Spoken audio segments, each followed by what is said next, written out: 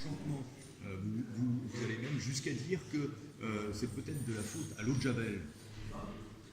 Je dis qu'on ne connaît pas l'origine des mots qui ont affecté les enfants. Je ne sais pas en fait quelle est cette origine. Je dis juste que initialement, tout le monde a axé les mots qu'ont ressentis les enfants sur les épandages qui ont été pratiqués, sans même se poser davantage de questions et sans savoir si d'autres causes auraient pu être envisagées. Et comme on n'a pas d'éléments permettant d'attester que les enfants ont ressenti des troubles en lien avec des produits toxiques, que ce soit de l'un ou de l'autre château, c'est quand même assez difficile d'affirmer que ce sont mes clients qui sont responsables de fautifs.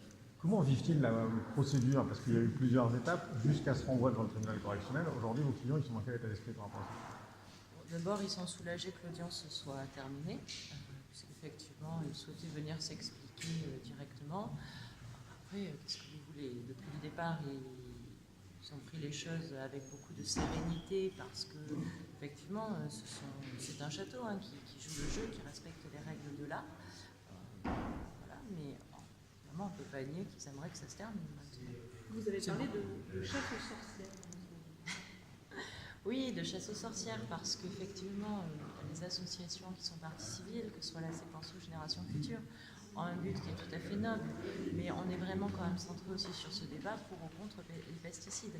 Et moi, ce que je lis dans les articles de presse, lorsque il y a eu plusieurs interventions de mon confrère, notamment Maître Ruffier, on se situe beaucoup à ce niveau-là et on ressent bien qu'ils veulent faire évoluer les pratiques sur l'utilisation des pesticides et là-dessus tout le monde ne peut qu'être d'accord.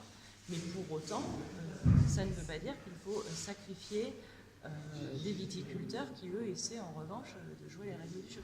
Ils n'ont pas perdu le contrôle ce jour-là sur l'épandage, les viticulteurs aujourd'hui? Perdu le contrôle? Oui.